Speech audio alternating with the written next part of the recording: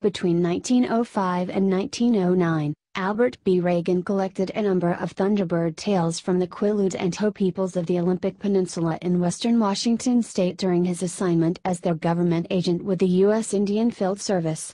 The Quileute and Ho were historically bonded by culture, language, family and proximity, each along the respective river that shares their name. They were among the few native peoples residing in today's continental United States who practiced and depended on whaling. That lifestyle informs the Thunderbird traditions preserved by Regan and others when documenting life in the Pacific Northwest. In one tale, Quati, the Quileute and Ho people's creator, trickster and transformer, competes with the elder Thunderbird for the companionship of Quati's wife.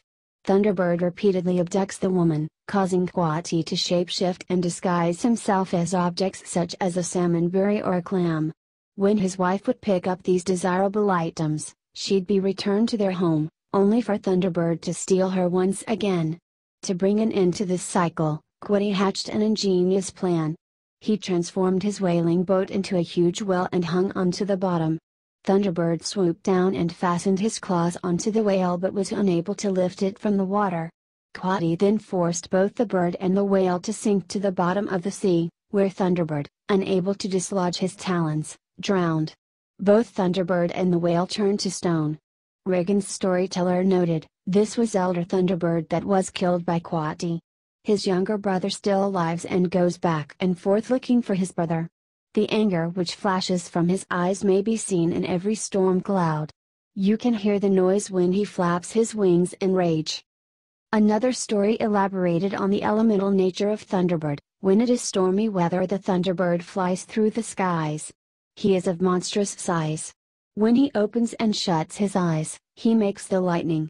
The flapping of his wings makes the thunder and the great winds.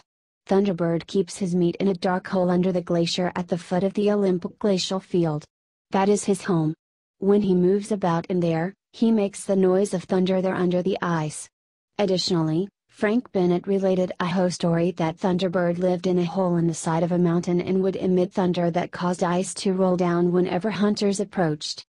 Ethnologist Edward Curtis, within his sweeping 20-volume The North American Indian published between 1907 and 1930, wrote that among the Quileute, thunder is believed to be the clapping of the wings of Tistil, a huge bird, and lightning is the flash of the yellow feathers under his wings. This bird catches whales in his talons.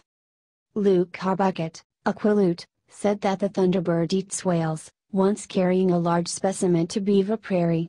Their conflict uprooted trees that fail to grow to this day.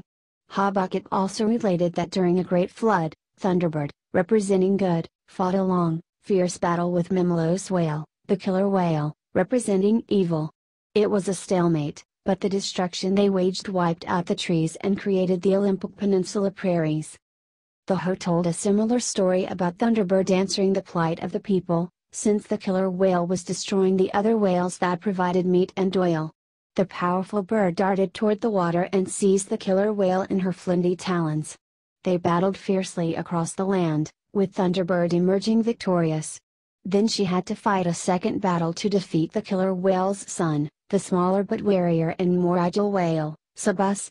These destructive engagements formed the rocky terrain across the Ho Valley and Beaver Prairie.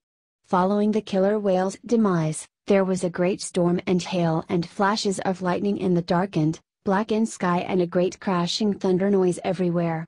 There was also a shaking, jumping up and trembling of the earth beneath, and the rolling up of the great waters. Harbucket also told of a Thunderbird spotted on Beaver Prairie, a very big bird sitting just a little way above the ground in a tree with a wing feather as long as a canoe paddle.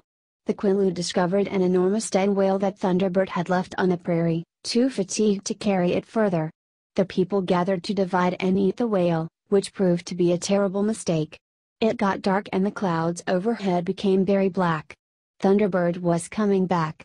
He was very angry because the people had stolen his food. Lightning flashed from his eyes. It began to rain a little, not so much at first. Then the rain changed to hail.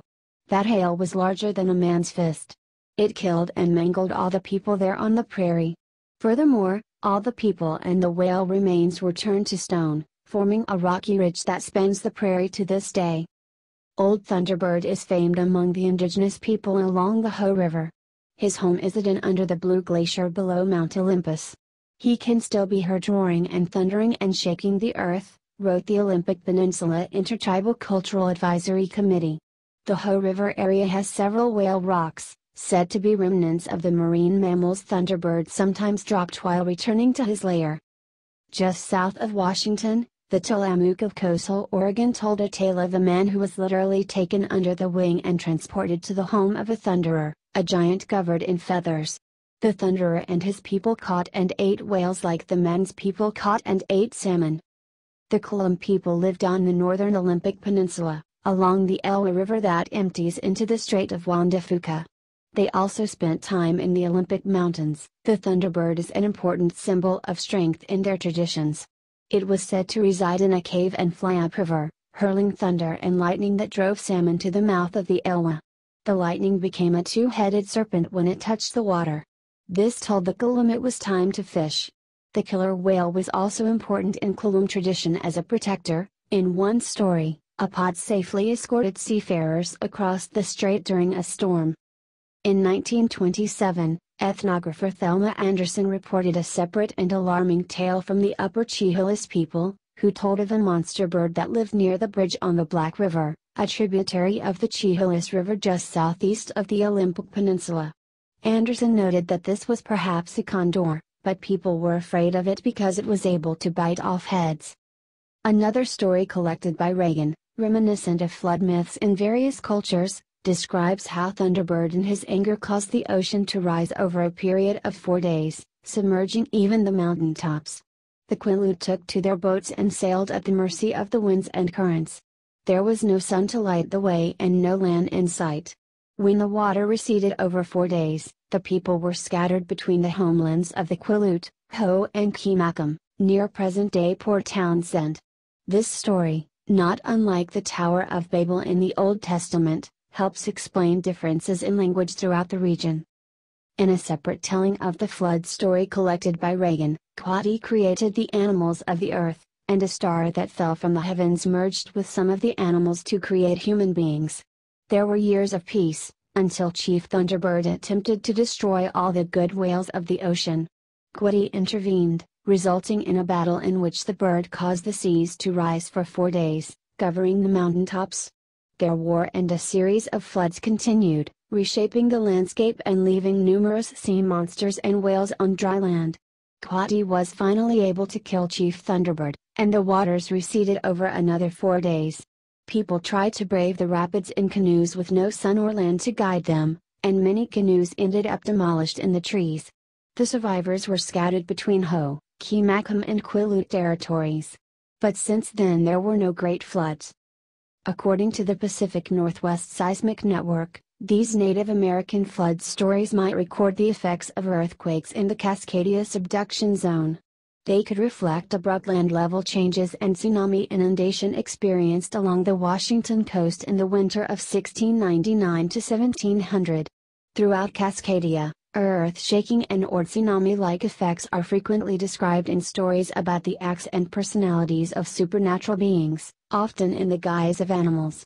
Many stories from western Vancouver Island and northern Washington tell of a struggle between Thunderbird and whale, and throughout Cascadia stories about these figures frequently include explicit mention or visual imagery suggesting shaking and or tsunami-like effects, wrote Pacific Northwest Seismic Network research scientist Ruth S. Ludwin, et al. In their paper, dating the 1700 Cascadia earthquake, Great Coastal Earthquakes in Native Stories.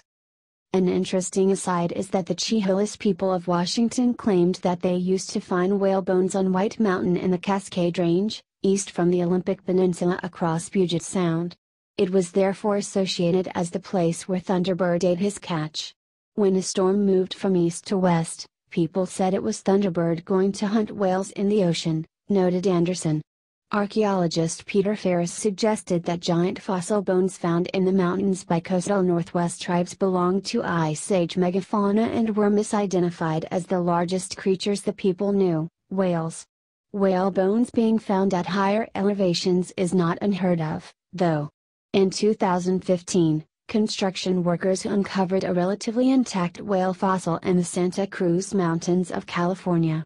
The specimen was believed to be an ancient ancestor of the baleen whale, dating back 4 million years.